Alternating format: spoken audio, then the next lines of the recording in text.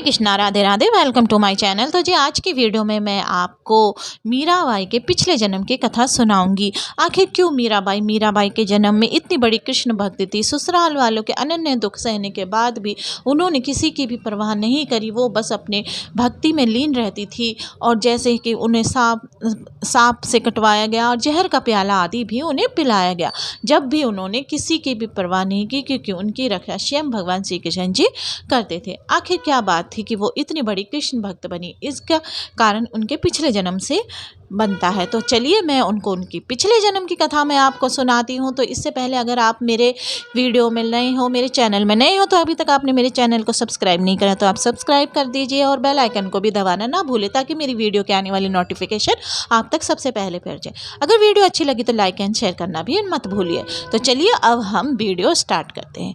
तो बात नंदगांव की है। नंदगांव में एक ग्वाला था जो कि अपनी बहू को लेने जा रहा था, क्योंकि उसका गोना हो चुका था। तो पहले क्या होता था कि बचपन में ही बच्चों का विवाह करा दिया जाता था, पर जब वो बड़े हो जाते थे तब वो अपनी बहू को घर ला सकते थे। तो इन्हें कहते हैं गोना।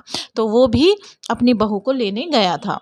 तो जब वो अपनी बहू को लेने जाता है तो रास्ते में उनका कोई बैलगाड़ी के आगे रास्ता रोकता है। तो वो थे भगवान श्री कृष्ण जी। तो भगवान श्री कृष्ण जी के वो थे परम सखा। तो वो अपनी सखा से कहते हैं कि मजाक मजाक में, अरे तू कहाँ जा रहा है? वो कहता है कि मैं अपनी बहू लेने जा रहा हूँ। तो भगवान श्री कृष्ण जी कहते हैं तो ठीक है, जब तू वापस आएगा ना तो अपनी बहू का मुख मुझे तू दिखाना। उसने कहा ठीक है।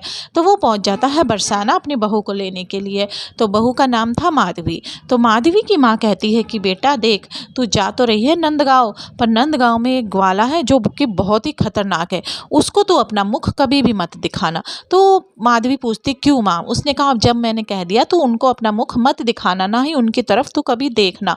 उसने कहा ठीक है माँ। तो माँ ने ऐसा क्यों कहा? क्योंकि भगवान श्री कृष्ण जी की छवि जो अपने मन में बसा लेता है, उसको किसी की भी सुध बुध नहीं रहती, वो उन्हीं में खो जाती है। इसलिए उनकी माँ नहीं चाहती थी कि माधवी का भी ऐसा हाल हो, इसलिए उनकी माँ ने उनको मना करा था भगवान श्री कृष्ण जी का मुख देखने के लिए। तो माधवी को कुछ पता नहीं था, वो अपनी माँ के वचन सुनकर वहाँ से चली जाती है। जैसे ही माधवी नंदगांव की तरफ जाती है, जैसे ही नंदगांव में पहुंचती है तो उनको रास्ते में मिलते हैं भगवान श्री कृष्ण जी। वो अपने सखा से पूछते तो बहू ले आया? तो वो बोला हाँ मैं बहू ले आया। तो भगवान श्री कृष्ण जी बड़े खुश होते हैं। वो जाते हैं माधवी के पास और कहते हैं कि भाभी भाभी तू अपना मुख दिखा मुझे। तो वो नहीं दिखाती। वो कहती भाभी भाभी तू अपना मुख दिखा, क्यों शर्मा रही है तू मुँह से? मैं तो तेरे पति का परम सखा हूँ। तो वो नहीं मानती। फिर भी माधवी अपनी माँ के वचन याद करके जहाँ से भी उन थोड़ा बहुत भी दिख रहा होता अपना पूरा शरीर ढक के और ढककर बैठ जाती है। थोड़ा बहुत घूंघट करा होता है तो और लंबा घूंघट कर लेती है, पर वो भगवान श्री कृष्ण जी को अपना मुख नहीं दिखाती है। तो वो भगवान श्री कृष्ण जी उससे बोलते रहते हैं कि तू अपना मुख दिखा, मैं तेरा देवर हूँ, भाभी तू अपना मुख दिखा, पर वो अपना मुख नहीं दिखाती है। तो भगवान श्री कृष्ण जी के ना कहने पर भगवान श्री कृष्ण जी अंत में कहते हैं ठीक है भाई, तू अपना मुंह नहीं दिखा रही तो मैं भी तुझसे कभी भी तेरा मुख अब नहीं देखूंगा, ना ही कभी मैं तुझे अपने आप को दिखाऊंगा। इतना कहकर वो वहाँ से चले जाते हैं। फिर जैसे ही वो अपने घर पहुँचते हैं, होता क्या था जब गांव में नई बहू आती थी तो माता यशोदा उनका मुख देखने जाया करती थी। जब माता यशोदा उस ग्वाले के मुख देखने जा रही थी, बहू का मुख देखने जा रही थी, तो लाला को बहुत ही पसंद था कि गाँव में कोई भी नई बहू आती थी तो लाला सबसे पहले उनका मुख देखने जाते थे। तो माता यशोदा कहती है लाला चल, मैं तुझे ना गांव में एक नई ग्वाला आए हैं, ग्वाला की बहू आई है, मैं तुझे उसका मुख दिखाने जाती हूँ। तो भगवान श्री कृष्ण जी मना कर देते हैं, कहते हैं कि मैं सारे बहू का मुख देखूंगा पर मैं उसका मुख नहीं देखूंगा। वो अपने आप को कुछ ज़्यादा ही बनती है, जैसे कहीं की अप्सरा आई हुई है, मैं उसका मुख नहीं देखूंगा। तो भगवान श्री कृष्ण जी मना कर देते हैं, तो वो उनका मुख नहीं देखते हैं। तो ऐसे ही एकदम इंद्र का प्रकोप पड़ता है नंदगांव में। जो वर्षा ही वर्षा होती है, सब लोग इधर उधर भाग रहे होते हैं, कोई इधर भाग रहे होते हैं, कोई उधर भाग रहे होते हैं। इतने में माधवी भी घर से बाहर निकलती है, वो भी भागने लगती है और इधर उधर भागते भागते उसके सिर से घूंघट उतर जाता है। जैसे ही उसके सिर से घूंघट उतरता है तो वो क्या देखती है कि एक उंगली में गोवर्धन पर्वत उठाए कोई खड़ा हुआ है। वो बस देखती ही रह जाती है। वो देखती है कि इतनी सुंदर उंगली में और इतना बड़ा गोवर्धन पर्वत किसने उठाया है।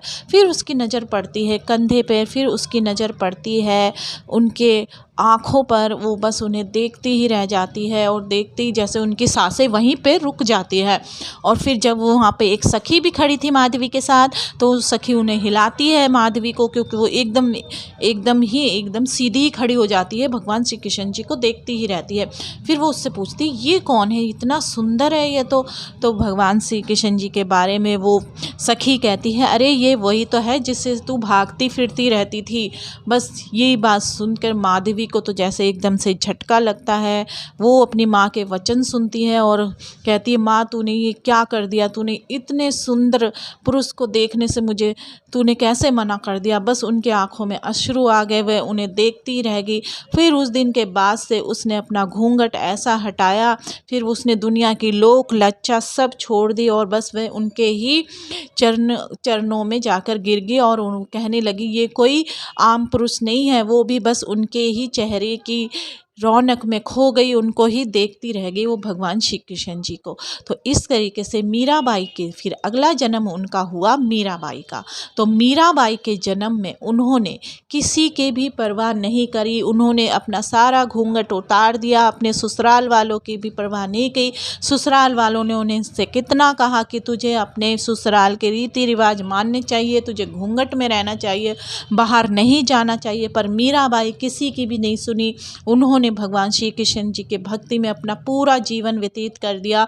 विवाह हुआ पर पति से भी उन्होंने कोई संबंध नहीं जोड़ा। इस तरीके से मीराबाई ने इतनी भक्ति करी। राणा जी ने उन्हें जहर का प्याला भी दिया, परंतु उन्होंने जहर का प्याला भी अमृत बन गया। सर्प से भी कटवाया गया पर सर्प भी उनका कुछ भी नुकसान नहीं कर पाया। इस प्रकार थी मीराबाई की भक्ति। मीराबाई का चरित्र सुनने से, मीराबाई के बारे में सुनने से हमारे अंदर और भी कृष्ण भक्ति जागृत होती है। आप भी जब वृंदावन धाम में जाए तो मीराबाई के मंदिर में ज़रूर बैठिए, आपको भी अंदर और ज़्यादा कृष्ण भक्ति उत्पन्न होएगी। तो ये थी भगवान श्री कृष्ण जी और उनके भक्त मीरा भाई की कथा। अगर आपको ये कथा अच्छी लगे तो मेरे चैनल में कमेंट बॉक्स पर ज़रूर लिखिए। जय श्री राधे, हरे कृष्णा, राधे राधे, जय हो मीरा बाई की।